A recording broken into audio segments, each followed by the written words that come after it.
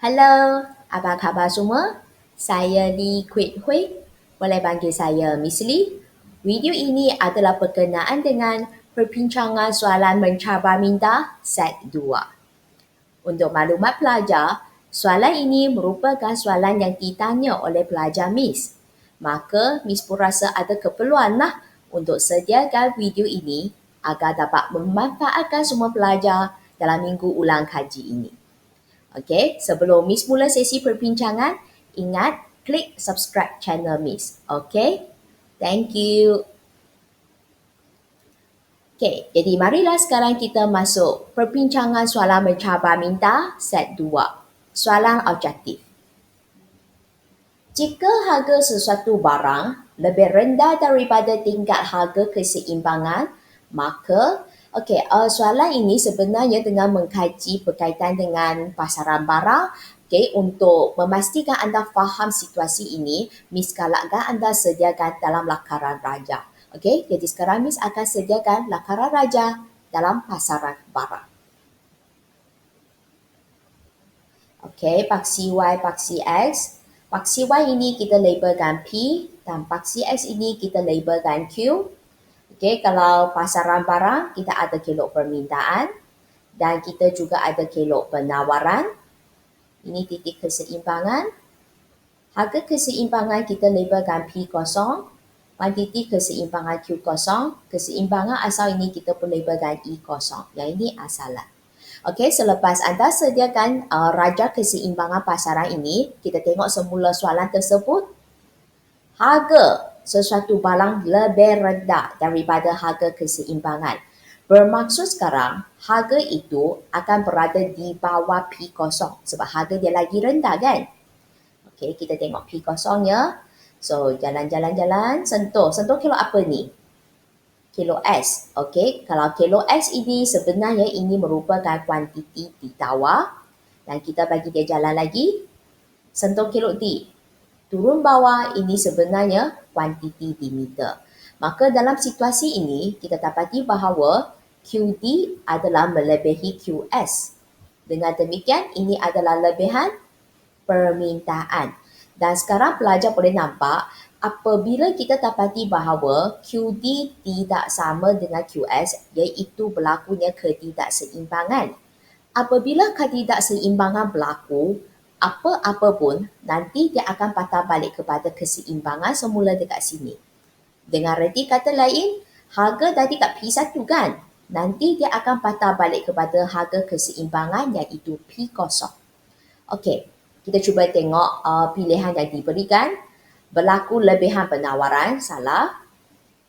Berlaku lebihan permintaan, ya betul, memang ada lebihan permintaan dalam pasaran, tetapi harga dia kekal. Yang ini salah. Sebab tadi Miss telah beritahu bahawa apabila berlakunya ketidakseimbangan, nanti apa-apa pun dia akan patah balik kepada keseimbangan semula. Jadi jawapan ini tidak akan dipilih. Berlaku lebihan penawaran, ini pun salah. Berlaku lebihan permintaan, ya betul. Tetapi harga akan kembali ke tingkat harga keseimbangan, yes. So jawapan untuk soalan ini adalah D. Kita sambung. Soalan yang kedua. Pelaksanaan dasar harga minimum oleh kerajaan ke atas barang pertanian menyebabkan. Sekarang Miss akan sediakan lakaran raja yang berkaitan dengan dasar harga minimum. Seperti biasa, paksi Y, paksi X. Paksi Y adalah P, paksi X adalah Q. Lepas tu kita ada kelok permintaan sebab ini merupakan pasaran barang macam tadi. Ini E0, P0 dan Q0. Sekarang pelajar kena faham apa itu dasar harga minimum. Adakah harga dia berada di atas harga keseimbangan ataupun berada di bawah harga keseimbangan?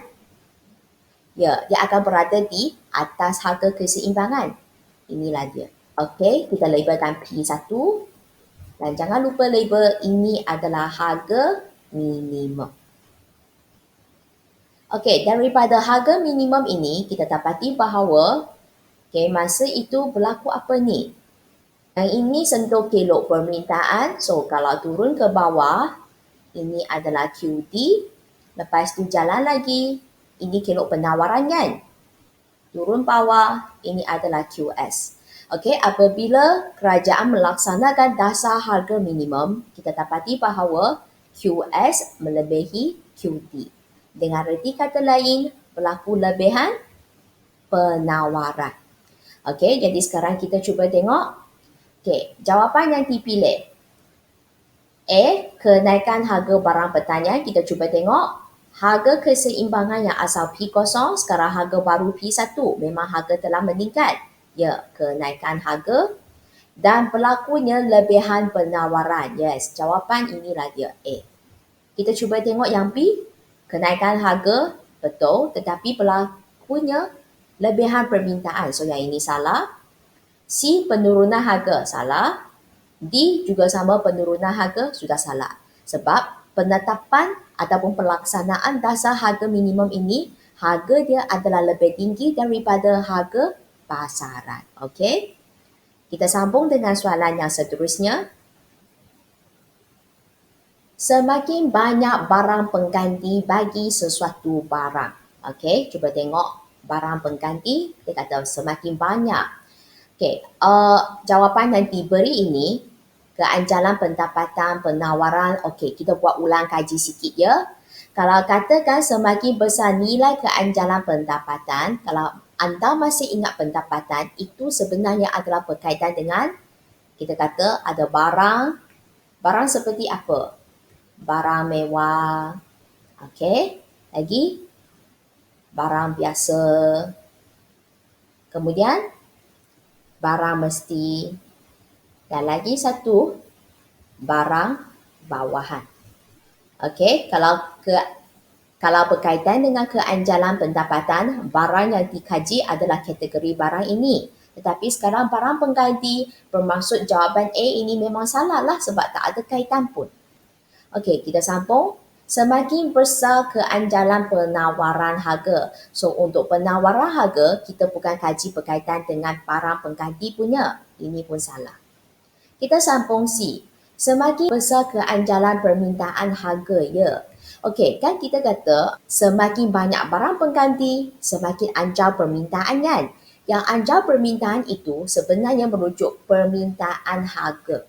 Okey, untuk maklumat pelajar, sebenarnya soalan ini dia adalah berkenaan dengan penentu-penentu yang wujud bagi keanjalan permintaan harga. Jadi jawapan dia adalah C.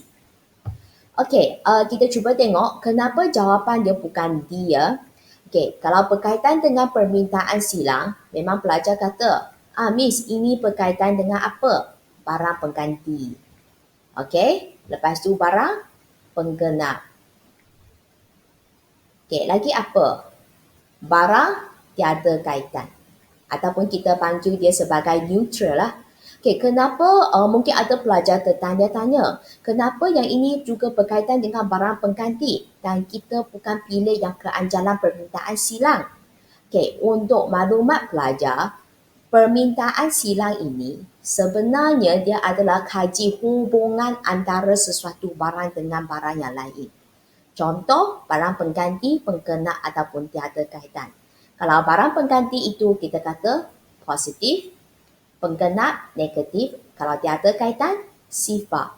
Dan sekarang dia kata semakin besar nilai keanjalan, semakin besar. Mungkin daripada 0.1 jadi 1, okey, lepas itu jadi 2, menunjukkan dia hanya menunjukkan positif. Dia menunjukkan hubungan barang sahaja, itu merupakan barang pengganti. Dan kalau katakan kita nak pilih semakin banyak barang pengganti ini, jawapan yang paling tepat kita akan pilih yang C. Semakin besar nilai keanjalan permintaan harga. Ingat, rujuk balik yang berkaitan dengan penentu-penentu bagi keanjalan permintaan harga. Okey, salah satu poin ialah berkaitan dengan kewujudan barang pengganti. Jadi jawapan C adalah lebih tepat. Okey.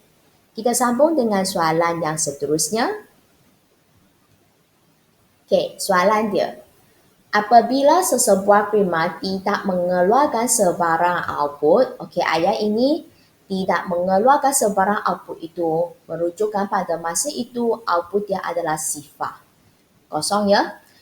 Prima tersebut, okey, sekarang pelajar kena fikir semula.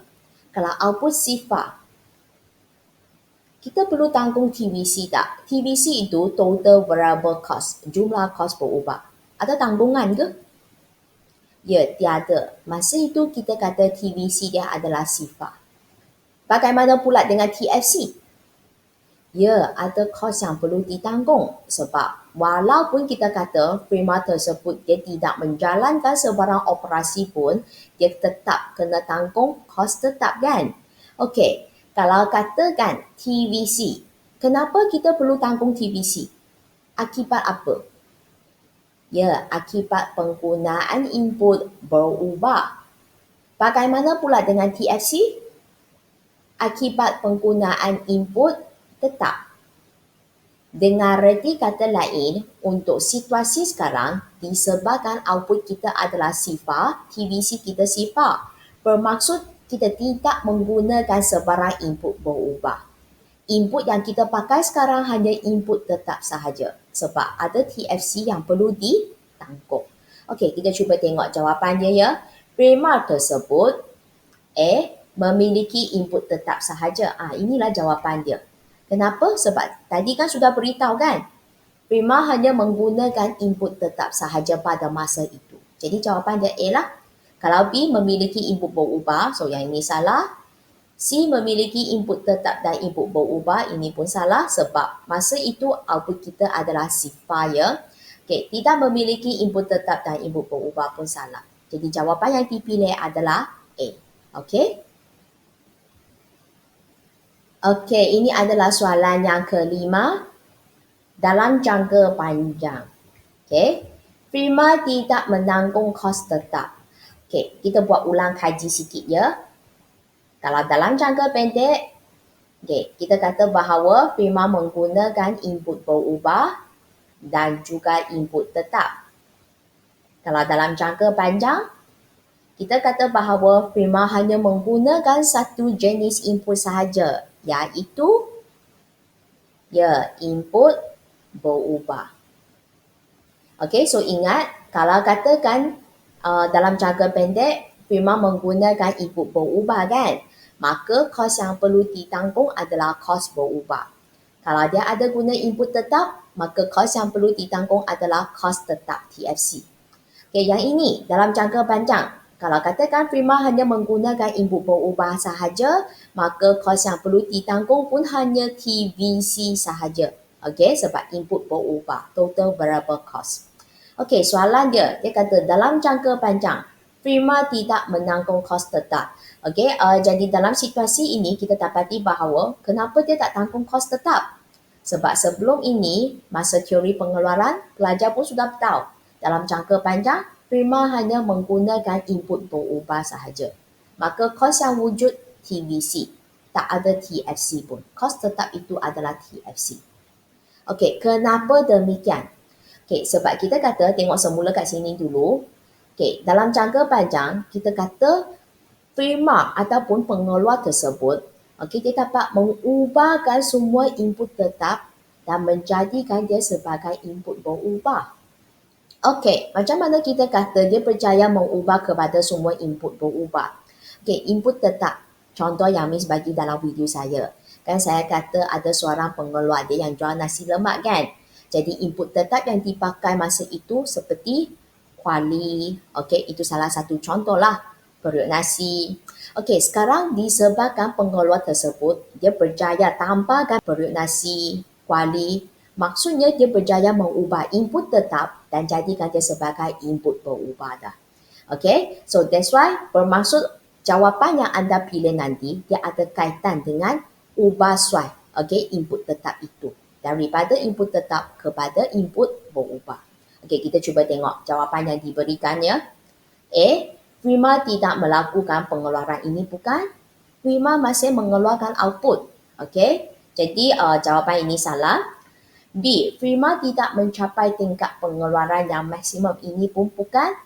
Sebab dalam jangka panjang, kita kata bahawa Prima masih keluarkan output. Okey, jadi untuk situasi ini dia tak ada kaitan dengan pengeluaran yang maksimum ke tidak. Okey? Dan C, Prima tidak lagi membayar kos mesin dan kos bangunan. Yang ini sebenarnya mungkin anda pelajar kata, Miss, mesin dengan bangunan ini dia merupakan input tetap. Okey, jadi dia kata dia tidak menanggung kos tetap dan mungkin ada pelajar yang pilih jawapan ini. Okey, untuk maklumat pelajar, jikalau firma yang menggunakan mesin ataupun bangunan, macam mana pun anda tetap kena tanggung kos tersebut. Okey, kalau jawapan ini sebenarnya kurang tepat lah. Okey, kita sambung dengan D. Firma boleh mengubah saiz kilang dan membuat pembelian mesin baharu. Okey, kalau mengubah saiz kilang ini dan membuat pembelian mesin yang baharu, bermaksud pengeluar tersebut dia berjaya mengubah input tetap itu, okey, dan bermaksud dia akan jadikan dia sebagai input berubah. Dengan demikian, jawapan yang paling tepat adalah D untuk soalan ini. Okey? Kita sambung dengan soalan yang seterusnya. Ciri pasaran monopoli ialah, okey, kita cuba tengok ciri-ciri yang diberikan. Ingat yang kita fokus adalah monopoli. Mempunyai kebebasan masuk dan keluar pasaran, yang ini salah. Sebab ingat, dalam monopoli hanya ada satu firma sahaja. Dengan reti kata lain, kalau berkaitan dengan poin ini, sepatutnya wujud sekatan ataupun halangan kemasukan. Okey, jadi jawapan A ini salah. B, barang yang dikeluarkan mempunyai pengganti, ini pun salah. Sebab tadi sudah beritahu, firma dalam monopoli merupakan firma tunggal, satu sahaja dalam pasaran. Jadi barang yang dikeluarkan sepatutnya tiada pengganti. Okey, kita sambung C. Mengamalkan aktiviti persaingan bukan harga. Okay, untuk maklumat pelajar, aktiviti persaingan bukan harga ini sebenarnya merujuk contoh pengiklanan, okay, promosi, galakan jualan dan sebagainya. Okay, untuk maklumat anda, firma dalam pasaran monopoli hanya ada satu sahaja. Maka dia sebenarnya tak perlu buat sebarang pengiklanan pun. Okay, jadi ini salah. Okey, dan D, mempunyai kuasa pasaran dalam penentuan harga barang. Kami kan beritahu, firma dalam monopoli memainkan peranan sebagai penentu harga. Dia yang menentukan harga. Okey, jadi jawapan untuk soalan ini adalah D. Okey, kita sambung dengan soalan yang seterusnya. Campur tangan kerajaan secara tidak langsung ke atas firma monopoli dilakukan melalui, okey, tengok kata kunci kat sini, campur tangan kerajaan, okey, lepas tu ke atas firma monopoli. Okey, bermaksud yang ini sebenarnya berkaitan dengan dasar kerajaan lah. Okey, kita cuba tengok sikit ya, berkaitan dengan dasar kerajaan. Okey, walaupun dekat sini pasaran yang kita kaji adalah pasaran monopoli, tapi ingat, ini adalah berkaitan dengan firma. Jadi dasar kerajaan yang dikenakan terhadap pengeluar ataupun firma, yang utama itu sebenarnya adalah pecah kepada dua lah. Di mana kita kata ada pemberian subsidi dan lagi satu adalah berkaitan dengan pengenaan cukai. Okey, yang ini sebenarnya anda telah belajar masa bab 2 lah. Dan benda ini juga sama, dia boleh kaitkan dengan bab 6 berkenaan dengan struktur pasaran. Okey, kita sambung. Campur tangan secara tidak langsung ke atas firma monopoli dilakukan melalui A. Pemberian subsidi. Walaupun dekat sini memang kerajaan boleh memberi subsidi, tetapi anda cuba tengok, sekarang yang kita fokus ini adalah monopoli. Okey, soalan saya, apakah jenis keuntungan yang diperoleh bagi firma monopoli dalam jangka panjang ini?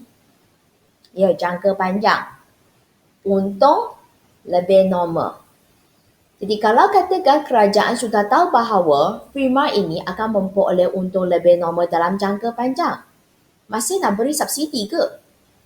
Mestilah tak nak kan? Jadi itu bukan jawapan yang sesuai. Okey, kita sambung. B. Pengenaan cukai ekspor. Okey, kalau katakan ekspor ini, dia sebenarnya adalah merujuk kepada keluaran ataupun barang yang digunakan untuk tujuan ekspor. Okey, dan untuk soalan yang kita bincang, ini adalah monopoli di dalam pasaran kan. Jadi barang yang kita fokus dekat sini bukan semata-mata hanya fokus kepada ekspor sahaja. Yang kita kaji adalah untuk tempatan. Okey, lagipun sekarang anda belajar mikroekonomi kan. Maka dengan reti kata lain, pengenaan cukai ekspor ini adalah kurang sesuai. Dijadikan jawapan dia. Okey, kita sambung dengan soalan C. Pengenaan cukai regresif. Okey, sekarang Miss nak terangkan apa itu cukai regresif. Selain daripada regresif, kita ada satu bentuk cukai yang juga dikenali sebagai cukai progresif. Okey, Miss juga cuba terangkanlah berkaitan dengan apa itu progresif dan juga regresif. Okey, berkaitan dengan cukai regresif, kita kata bahawa ini sebenarnya adalah bentuk cukai yang kadar dia semakin menurun. Okey, yang semakin menurun apabila pendapatan bertambah.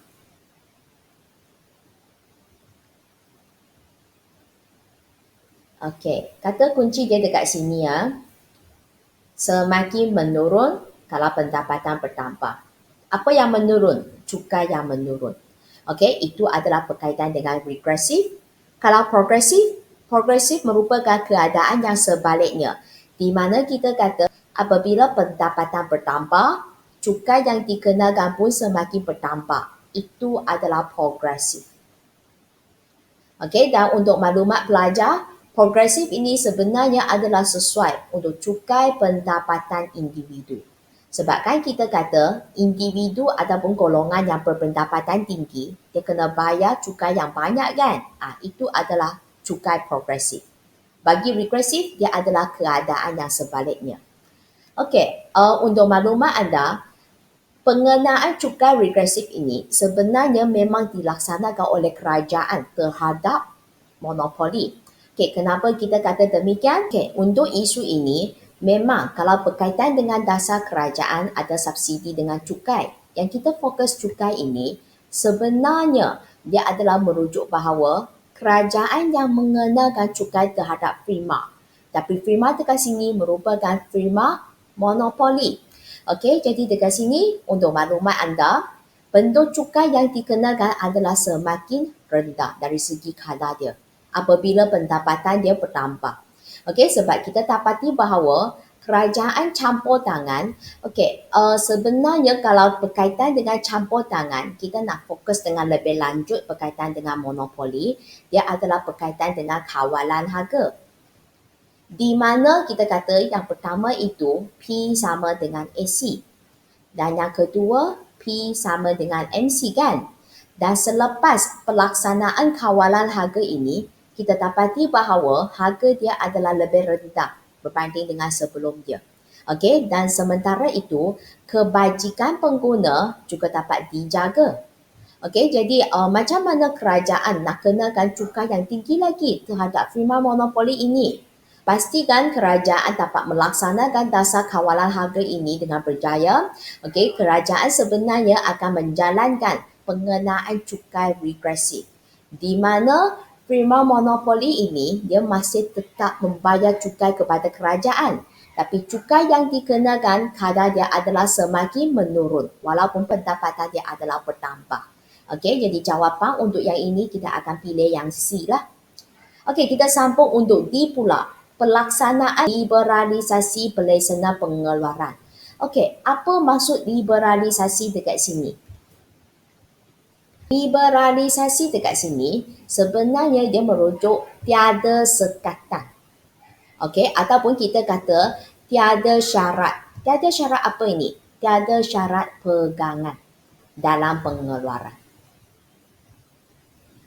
Maksudnya, firma monopoli dekat sini, dia tak menghadapi sebarang sekatan lah. Dia boleh buat apa-apa sahaja.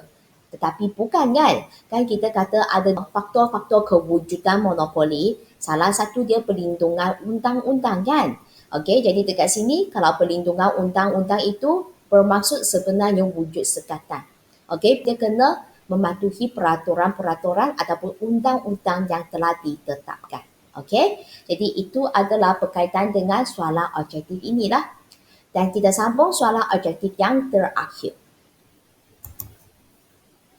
Soalan yang ke-8. Soalan dia. Pada tingkat keseimbangan, prima pasaran persaingan bermonopoli mungkin untuk situasi ini kita dapat dia adalah bincang pasal jangka pendek dengan jangka panjang kan. Okey, kita ulang kaji sikit. Okey, kalau bermonopoli dalam jangka pendek, berapa jenis keuntungan yang diperoleh? Ya, ada 3, iaitu untung normal, untung lebih normal dan lagi satu untung kurang normal. Okey, selain daripada kaji pasal jangka pendek, kita nak kaji juga tentang jangka panjang. Kalau bermonopoli dalam jangka panjang memperoleh apa? Memperoleh untung normal. Kenapa? Akibat kebebasan keluar masuk prima ke dalam pasaran. Okey, so sekarang kita cuba tengok tingkat keseimbangan prima pasaran persaingan bermonopoli mungkin. Cuba tengok A. Menanggung kerugian dalam jangka pendek. Okey, ini boleh diterima. Kerugian dekat sini yang dia rujuk adalah untung kurang normal lah. Dan jangka panjang. Jangka panjang untung kurang normal. Salah. Okey, B. Memperoleh untung lebih normal dalam jangka pendek. Okey, ini boleh dipertimbangkan. Dan jangka panjang. Jangka panjang, untung normal. So, ini pun salah. Menanggung kerugian dalam jangka pendek. Okey, ini boleh diterima. Dan memperoleh untung normal dalam jangka panjang. Ya, itulah jawapan dia. Kenapa jangka panjang dapat untung normal?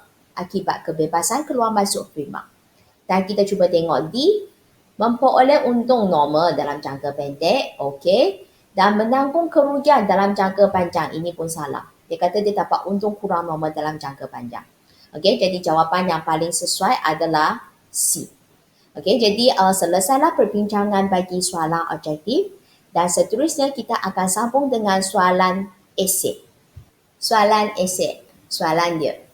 Terangkan kesan peningkatan penggunaan sesuatu barang ke atas jumlah utility. Okey, dia nak tengok kesan. Kalau yang ini peningkatan penggunaan sesuatu barang, maksudnya Q dia meningkat. Okey, ke atas jumlah utility, total utility TU. Dan soalan ini merupakan soalan yang berkaitan dengan bab 4 iaitu teori pelakuan pengguna.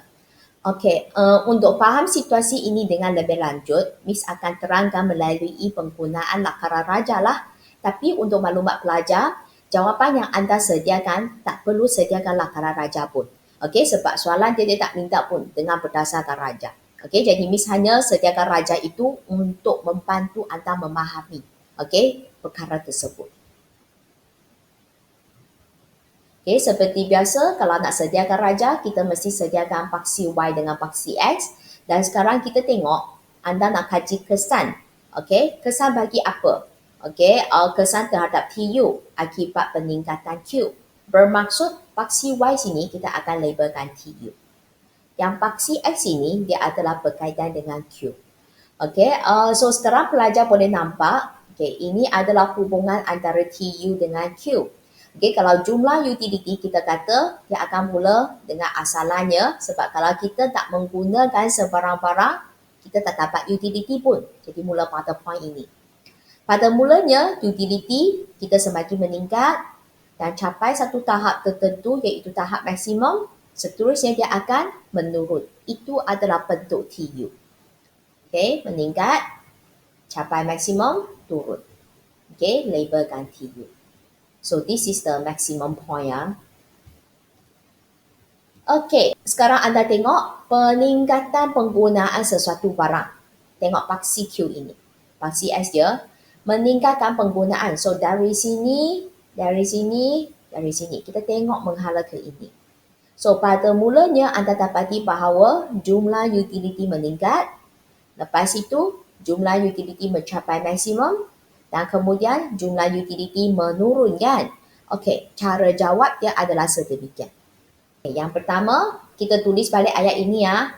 Peningkatan penggunaan sesuatu barang. Okay, so saya tulis peningkatan Q sahajalah. Okay, dia akan menyebabkan apa? Menyebabkan TU meningkat. Okay, jadi itu untuk yang pertama. Terangkan kesan, itu kesan yang pertama lah. Okay, kemudian peningkatan Q, iaitu peningkatan penggunaan sesuatu barang yang seterusnya. Okay, yang seterusnya menyebabkan apa? Menyebabkan TU mencapai maksimum. Okay, sebab TU mencapai maksimum dekat sini. Dan untuk yang ketiga, selepas TU maksimum, okay, penggunaan barang ataupun kita kata peningkatan penggunaan barang yang seterusnya. Peningkatan Q yang seterusnya. Menyebabkan apa masa itu? Menyebabkan TU dia menurun. Okey, pelajar boleh nampak dekat sini markah yang diperuntukkan adalah sebanyak 2 markah. Okey, kan ni sudah bagi 3 huraian kan?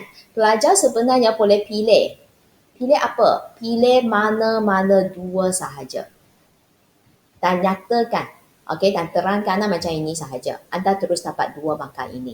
Ingat, untuk situasi ini, lakaran raja tidak perlu disediakan. Miss nak sediakan raja ini supaya nak bagi anda faham dan nampak apa bentuk kelok TU ini.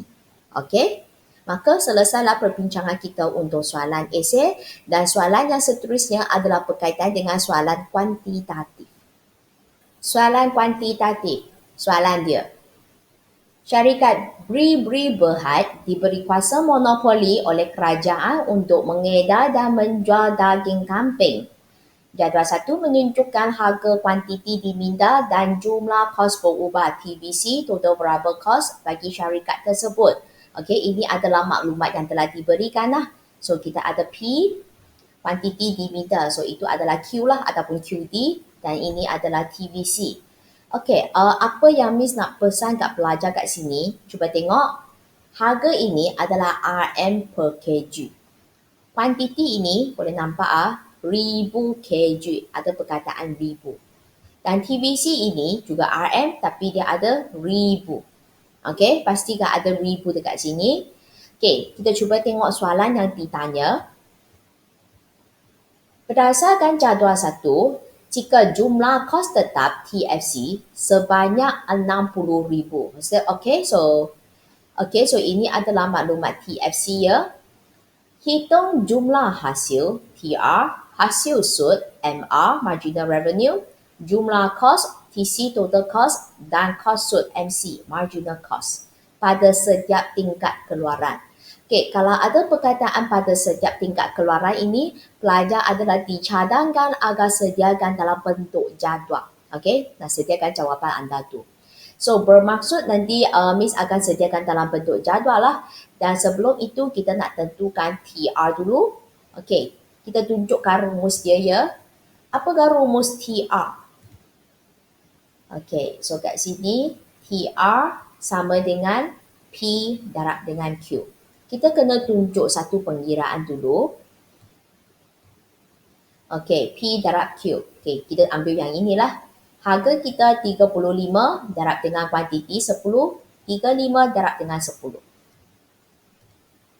Okey, P kita 35 darab dengan 10, maka kita akan dapat RM 350. Okey, pelajar diingatkan tunjukkan satu rumus dan satu langkah pengkiraan. Okey, dan kemudian kita nak hitung untuk setiap tingkat output kan. Okey, jadi dekat sini kita akan sediakan dalam bentuk jadual ya. Okey, jadual ini Miss pun sudah keluarkan lah. PQ dengan TBC yang tadi sudah ada pada jadual yang asal. Dan TR yang Miss tunjukkan tadi itu P darab Q, 35 darab 10. So, ini 350. Okey, yang lain kita hanya perlu tekan kalkulator sahaja. Okey, sebagai peringatan, rumus pengiraan tunjuk satu kali. Okey, sekarang Miss akan masukkan jawapan untuk TR, yang ini kosong. Yang seterusnya ini akan jadi 600, 750 dan akhirnya yang ini adalah 760. Okey, ini adalah jawapan TR. Okey, kita sambung. Selain daripada TR, okey, ini sektor ya, kita nak buat untuk MR. Okey, tulis rumus MR. MR rumusnya perubahan TR bahagi dengan perubahan Q. Jadi perubahan TR dekat sini merujuk TR yang baru tolak TR yang lama bahagi dengan Q yang baru tolak Q yang lama. Okey, yang sebelum ini memang tak ada ya. Jadi MR yang ini kita akan letak dash sahaja. Yang seterusnya 350 tolak sifar.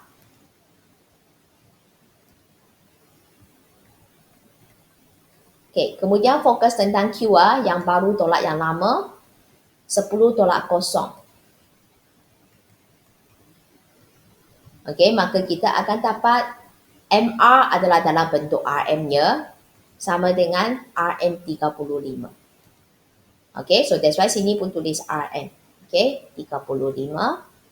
Okey, yang seterusnya kita masukkan jawapan dia. 25, 15, 1.25. Okey, peringatan sikit ya. Kan tadi saya kata TR dia RM, ribu kan? So, bermaksud jawapan dekat sini, anda sepatutnya tulis RM 350,000. Ada perkataan ribu. Ataupun kalau anda tak nak tulis perkataan ribu, anda boleh tambahlah 30 kat belakang ini. Okey, tetapi kenapa MR ini tak ada? Sebab kalau you masukkan yang 30 kat belakang, you selesaikan, you akan dapati bahawa dia masih sama dengan 35 sahaja. Okey, so kita settle lah untuk TR dengan MR. Okey, yang seterusnya kita akan sambung dengan TC. Apakah rumus TC? TC sama dengan TFC tambah TVC. Okey, TFC tadi pun sudah beritahu bahawa iaitu 60,000. Ingat, TFC adalah sentiasa tetap pada pelbagai tingkat output ya. Okey, dan TVC kita, kalau katakan kita nak tunjuk yang ini, 200. 200 itu merujuk 200,000 ya. Okey, 60,000. So, 200,000. Okey, jadi kalau kita tambahkan, dia sama dengan RM 260,000. Okey, sekarang Miss akan masukkan data ini ke dalam jadual kita. Ingat, dia ada perkataan ribu kat sini. So, tengok TC kita, saya sudah tulis siap-siap, RM ribu. Dan 260 itu, dia adalah pada output 10 yang ini. 260. Yang atas itu disebabkan masa itu TVC kita adalah sifar kan? Jadi ingat, ini sebenarnya merupakan kos tetap, iaitu 60,000. Okey, tapi kita hanya tulis 60 sajalah sebab ribu itu sudah ditunjukkan pada jadual kita yang atas sekali. Okey, untuk jawapan yang seterusnya kita hanya perlu tekan kalkulator sahaja. 510, 860 dan 1160. Okey, so itu adalah jawapan untuk TC. Jadi bereslah untuk jumlah kos ini. Sekarang kita akan sambung tentang MC, cost sum. Apakah rumus MC? Perubahan TC over perubahan Q. Nampak? Dia lebih kurang sama. Cuma tadi adalah MR, jadi dekat sini adalah perubahan TR lah. Kalau MC sepatutnya perubahan TC. Okey, kita guna TC 1 tolak TC kosong. So, TC 1 tolak kosong. Yang sebelum ini kan tak ada kan? Jadi letak dash sahaja. TC 1, 260 tolak 60. Okey, kita tunjuk satu pengiraan. 260 tolak 60 bahagi dengan perubahan Q. Perubahan Q itu 10 tolak kosong.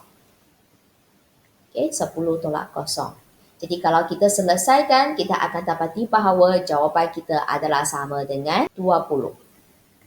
Okey, ingat yang MC dengan MR hanya RM sahaja, tak ada ribu. Yang ada ribu itu hanya khas untuk TR dengan TC. Okey, jadi sekarang kita akan masukkan jawapan MC RM20 ini ke dalam jadual kita. So, sini 20. Yang lain pun sama, pelajar hanya masukkan jawapan anda ke dalam jadual ini sahaja. So, jawapan di sini 25, 35 dan akhirnya 37.5. So itu jawapan untuk TR, MR, TC dan juga MC. Dan ingat, ini adalah soalan A satu Roman kan? Jadi pelajar jangan lupa labelkan ini soalan A satu Roman. Labelkan sedemikian. So, selesailah jawapan ini. Dan sebagai peringatan, pastikan tunjuk sekurang-kurangnya satu rumus dan pengginaan yang sedemikian. Sama ada di dalam jadual ke, ataupun kalau tak ada ruang, you nak tunjuk pada luar jadual macam ini pun boleh sahaja. Yang lain, masukkan ke dalam jadual. Kita sambung soalan yang seterusnya. Soalan A2 Roman. Soalan yang diminta, tentukan tingkat harga dan kuantiti yang memaksimumkan keuntungan. Apa itu memaksimumkan keuntungan? Ya, dia adalah merujuk kepada keseimbangan prima. Dan kita kata bahawa keseimbangan prima kita boleh kaji melalui dua pendekatan. Satu adalah TRTC dan lagi satu adalah MRMC. Kalau keseimbangan prima, kalau TRTC itu, kita kata bahawa beza positif yang paling besar antara TR dengan TC. Kalau MRMC, syarat dia di mana MR sama dengan MC. Daripada jadual yang anda sediakan tadi itu, memang kita ada TRTC, memang kita ada MRMC. Tengok, ada TR, ada TC. Ada MR, ada MC. Bermaksud sebenarnya pelajar boleh pilih mana-mana satu pendekatan. Tapi cadangan saya, kita pilih mana yang senang. Sebab kalau TRTC, kan dia kata syarat dia beza positif yang paling besar. Bermaksud kalau pelajar yang nak punya cara ini, anda kena tambah satu kolom lagi dan tunjukkan, nak cari keuntungan dia. Tunjukkan TR tolak TC itu. Beza positif yang paling besar. So, sekarang Miss akan pilih pendekatan yang kedua, maka saya hanya fokus MR dengan MC sahaja. Tengok mana yang sama punya, yang sama. Inilah dia, 25, 25. Pada masa itu harga dia berapa? 30 dan kuantiti dia 20. Jadi kita terus bagi tahu sahaja. Salin balik soalan ini. Harga dan kuantiti itu keseimbangannya. Kita tulis A2 Roman. Beritahu bahawa keuntungan maksimum yang dicapai oleh firma sebenarnya adalah merujuk apa tu? Merujuk keseimbangan firma. Dan bagi tahu bahawa keseimbangan yang anda kaji sekarang adalah berkaitan dengan MRMC kan? Pelajar pun beritahulah di mana MR sama dengan MC. Full stop. So, tengok semula lah. Keuntungan maksimum yang dicapai oleh firma sebenarnya adalah merujuk keseimbangan firma di mana MR sama dengan MC. Seterusnya, dengan berdasarkan jadual. Sebab kita kan dapatkan maklumat itu daripada jadual kan? Dengan berdasarkan jadual, harga keseimbangan sama dengan RM. Tengok. RM berapa? RM 30 per kg. RM 30 lah. Ataupun kalau pelajar nak spesifik lagi, RM 30 per kg.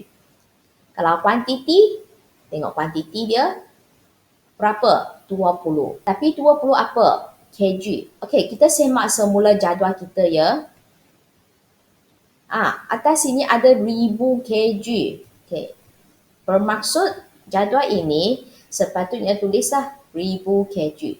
Dengan reti kata lain, jawapan anda bukan 20 kg. Sepatutnya 20,000 kg. Ataupun kalau anda nak tulis 20 dalam perkataan tulis 1000 kg pun boleh.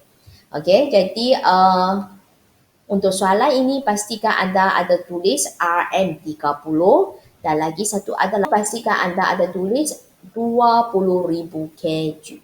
Okey, barulah tepat jawapan anda. Okey, so itu adalah perbincangan bagi soalan A2 Roman. Dan sekarang kita sambung soalan B pula. Berdasarkan jadual 1, okey, jadual yang sama ya. Jadual 1, jika TFC meningkat kepada, so bermaksud ini adalah TFC yang baru, iaitu 100,000. Apa yang berlaku terhadap tingkat harga dan kuantiti keseimbangan? Okey, kita nak cari P1Q1. Okey, dan berikan alasan. Okey, sebenarnya kita ada cara cepat lah nak dapatkan jawapan ini, tapi tak apalah, Miss cuba tunjuk step by step supaya anda faham lah. Okey, yang pertama, sekarang kita masih tetap kita sediakan jadual yang sedemikian. Okey, cuma nanti belakang itu saya tambahlah. Apa yang saya tambah? Saya tambahkan TC1. Okey, sebab kita ada TFC yang baru dan saya juga ada MC yang baru. Okey. Nak dapatkan TC yang baru ini, okey, rumus dia TFC yang baru tambah TVC. TFC yang baru kita berapa? 100,000. Tambah TVC. TVC kita yang asal tu berapa? Kita cuba tengok semula. Okey, TVC kita pada output 10, 200,000. Dengan demikian, kita guna 100,000 tambah 200,000 iaitu TVC. Maka kita dapat TC yang baru kita sama dengan RM300,000. Okey, sekarang Miss akan sediakan jadual di mana dia tunjukkan TC yang baru kita adalah 300,000 pada output 10. Okey, output 10,000 kg ya. Okey, pada masa itu, okey, jadual ini yang saya sediakan yang ini adalah yang asal macam tadi punya. Cuma Miss telah salin semula sahaja. Sekarang yang saya tengah cari adalah TC1 dengan MC1. Okey, TC1 tadi kita sudah dapat sama dengan 300,000 pada output 10. Jadi saya tulis 300 lah sebab 1000 sudah ada tulis ke atas dah. Okey, yang atas punya ini akan jadi TFC iaitu 100,000 dan untuk jawapan yang seterusnya TC kita adalah 550,000, 900,000 dan lagi satu 1,200,000. Itu adalah TC yang baru. Okey, kemudian nak cari MC yang baru pun sama, di mana rumus MC sama dengan perubahan TC over perubahan Q. Jadi perubahan TC ini kita rujuk TC yang baru. Okey, so ingat TC baru tolak TC yang sebelum dia. Okey, yang sekarang adalah 300 tolak 100. Okey, 300 tolak 100 bahagi dengan 10 tolak 0. 10 tolak 0. Kalau selesaikan, ingat MC kita hanya RM sahaja. Kita akan dapat MC kita sama dengan 20. Okey, so masa itu Q kita 10 ya. So MC 20. Yang sebelum ini memang tak ada, tak boleh buat perbandingan kan. So dia akan jadi dash. Kalau anda guna rumus yang sama, cuba selesaikan. Jawapan MC anda akan jadi yang seterusnya 25, 35, 37.5.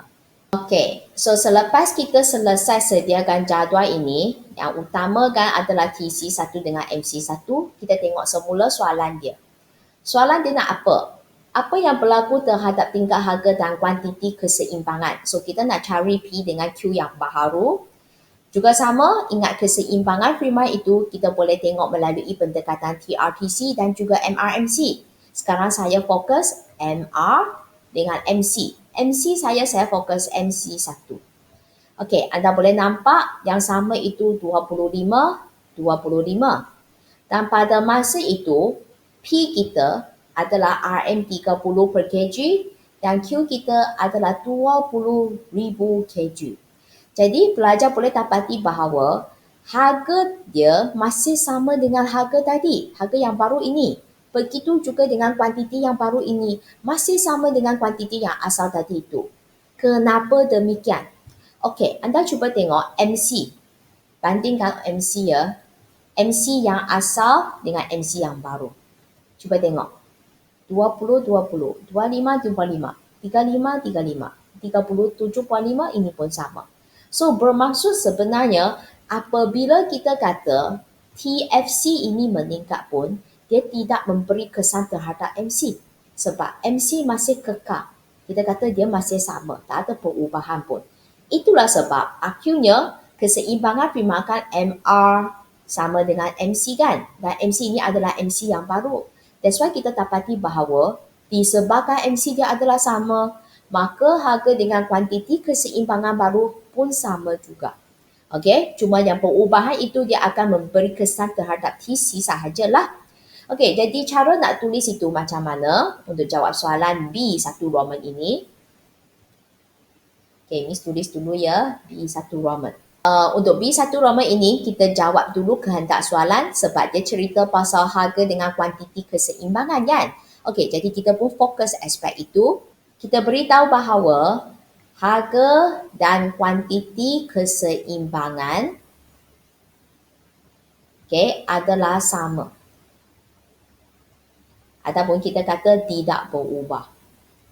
Okey, dia adalah kekal lah. Dan kenapa demikian? Bagi tahu alasan. Itulah sebab kita kata kenaikan TFC tidak memberi kesan ataupun tidak mempengaruhi pun boleh. Okey, ataupun tidak mempengaruhi. Tidak mempengaruhi apa yang kita tengah kaji ini? Ya, tidak memberi kesan ataupun tidak mempengaruhi cost shoot iaitu MC. Itulah sebab dia menyebabkan harga dengan kuantiti keseimbangan dia adalah samalah. Okey, jadi apa yang Miss nak sampaikan dekat sini, untuk jawab soalan B1 Roman ini, sebenarnya anda hanya perlu jawab dua ayat ini sahaja. Okey, macam tadi yang Miss sediakan dalam bentuk jadual ini, sebenarnya tak ada pengagihan markah pun. Okey, tetapi kenapa Miss nak sediakan juga? Sebab kalau saya sediakan, barulah anda nampak beza dia. Kalau tak sediakan memang, kalau Miss tak sediakan dan tiba-tiba bagi tahu dua ayat ini, memang anda tak dapat terima pun. Okay, so that's why buat step by step lah. Okay, pastikan anda faham lah. Okay, tapi ingat masa periksa ada soalan yang sedemikian, anda tak perlu tunjuk pun. Okay, kecuali soalan itu dia minta anda tunjukkan jumlah kos yang baru, tunjukkan MC yang baru. Barulah kita buat jadual yang baru. Kalau sekadar soalan yang sedemikian, anda hanya tulis dalam bentuk ayat pun sudah memadai. Okey? Okey, kita sambung dengan soalan yang seterusnya yang berkaitan dengan B2 Roman. Okey, hitung keuntungan syarikat yang baharu. Okey, so apakah rumus untung? Okey, ini B2 Roman. Kita dapati bahawa untung sama dengan TR tolak TC. Jadi TR kita ingat apa-apa pun fokus semula keseimbangan kita. Okey, kita tengok pada masa itu TR kita adalah 600,000 dan TC kita, ingatlah tengok TC yang baharu ya, bukan TC yang lama ya. TC yang baharu kita adalah 550,000. Okey, dengan reti kata lain, pelajar pun tunjuklah pengiraan dia. 600,000 tolak 550,000, maka jawapan dia sama dengan RM, 50,000. Cuba apa yang Miss nak tekankan dekat sini, sebab tadi dalam jadual ini, Miss sudah cari TC yang baru kan? That's why I boleh terus tengok melalui jadual ini. Bagi pelajar yang tak sediakan jadual ini, pastikan anda tunjuk pengiraan dia. Tunjuk rumus ini dulu. Lepas tu TFC kita memang 100,000. Okay, dan TVC kita, okay, pilih yang ini. Di mana TVC kita sama dengan 450,000. Okay, kita pilih pada tingkat keseimbangan. So, dapatlah 550. Lepas tu barulah gantikan ke dalam TC ini. So, kita dapatlah jawapan untung sama dengan RM50,000. Okey, maka selesailah perbincangan kita bagi soalan mencabar minta set 2 ini. Agak berharap perbincangan ini sedikit sebanyak dapat membantu anda dalam pembelajaran ekonomi, terutamanya minggu ulang kaji ini. Dan jangan lupa lepas ni ingat subscribe pada channel Miss. Okay? Thank you. Dan kita jumpa lagi lah pada video yang seterusnya, iaitu perbincangan soalan mencabar minda set yang ketiga. Okay? Bye-bye.